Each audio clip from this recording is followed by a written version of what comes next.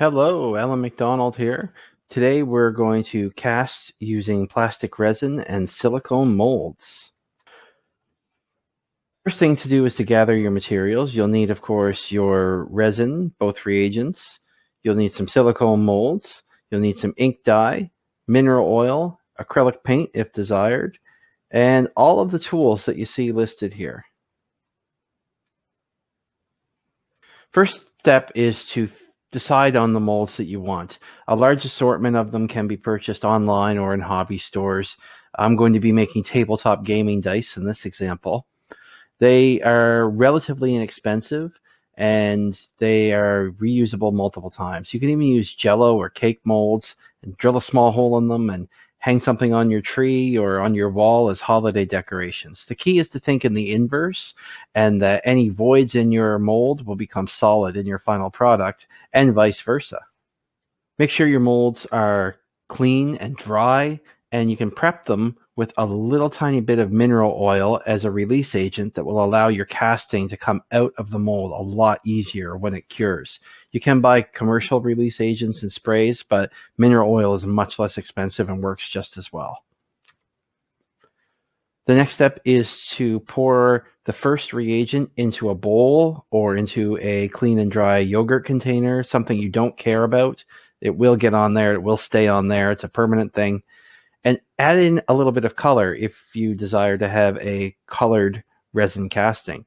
Alcohol-based inks or even glitter work really well, and they won't interfere with the casting's curing process. Mix the color thoroughly before you move on to the next step, though. The next step is to mix in the second of the reagents, and you have to check your product's instructions for the correct proportions.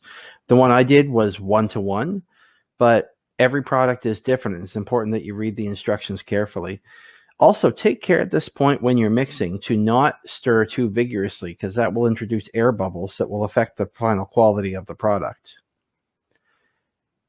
After that, you're ready to cast. Carefully pour the resin into your silicone molds. And again, take care not to splash around and introduce air bubbles. The molds I'm using have small holes in the top covers that will allow me to top them off with an eyedropper if necessary. It's important at this stage that you work quite efficiently. After 25 to 30 minutes, the resin becomes too viscous to work with easily and can't be picked up by the medicine dropper. The next step is the hardest, and that's to wait. Between 18 to 24, even as high as 72 hours for your casting to cure fully. If you want to speed that time up, you can try using a hairdryer. You can try putting it in a warmer room. But to be honest, it's a lot better if you just let it wait the amount of time that it takes. At this point, while you're waiting, you could do a little bit of research as to what chemical reaction is occurring here and why does the mold feel warm? What is producing the heat? Be an interesting topic to explore. After you've waited the amount of time, you're ready to release the casting from your mold, and you can carefully use a utility knife or your high grit sandpaper to remove any imperfections from your casting. Then you're ready to paint. Acrylic paint is best on resin, but with a decent primer, any household latex paint will work as well. If you get paint where you don't want it, such as on some of the numbers in my example here, you can just buff off the excess with a soft cloth once it starts to dry a little bit, and you'll be left with paint only in the low spots or in the voids of your casting. Works really well when you're making dice. And after you've painted and buffed up your casting, you're ready to enjoy and use your casting as a decoration or as a gaming device, whatever it is you intended. I hope you enjoyed this video, and I hope you feel that you're ready to start casting. My name again is Alan McDonald. Thanks for watching.